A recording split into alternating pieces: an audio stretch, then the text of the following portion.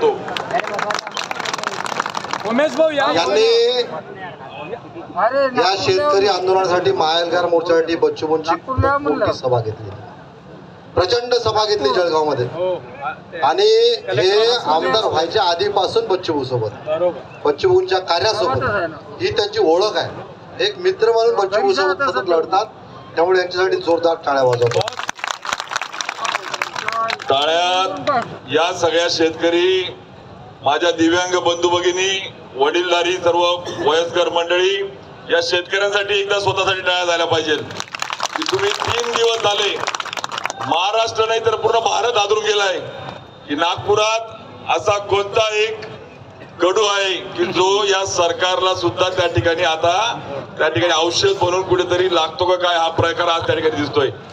आज या आंदोलनाला पाठिंबा देताना बच्चूभाऊंनी जो निर्धार केलाय की या ठिकाणी जोपर्यंत शब्द नको, आश्वासन नको, 4 वाजेपर्यंत, आता मी जे भाऊंचं ऐकलं मनोगत की जर तोपर्यंत आपल्याला त्यांनी शाश्वत भाऊंच्या मागणीनुसार आपल्याला त्या ठिकाणी पर्याय दिले तर ठीक, नाहीतर हे गेंड्याची कातडी आहे।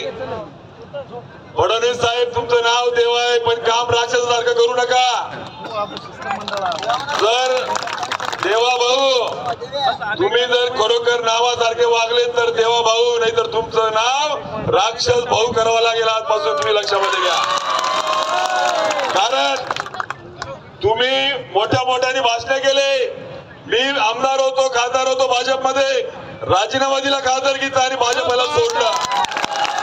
कारण या आरामखोरांनी पहिले सांगितलं की 2022 मध्ये उत्पन्न डबल करू। अरे आरामखोरांनो, डबल जाऊ दे, आमचं हाय ते तुम्ही ठेवलं नाही आम्हाला।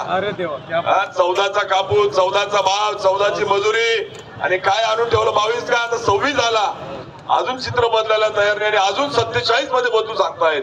अरे अरे अरे अरे 2047 ला विकसित भारत करू सांगतायत आणि 70% शेतकऱ्यांच्या जर भावना तुम्हाला समजत नसतील तर शुद्ध फसवणूक करतायत।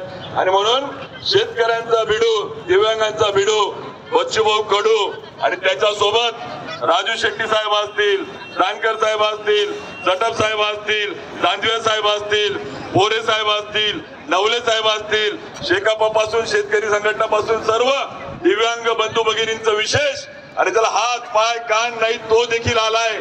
त्यामुळे माझं मनापासून या दिव्यांगांना सलाम त्या ठिकाणी करतो। आज या बच्चूभाऊंचा जो आक्रोश आहे भावांनो लक्षामध्ये घ्या, त्या आक्रोश आज त्या ठिकाणी सरकारला आता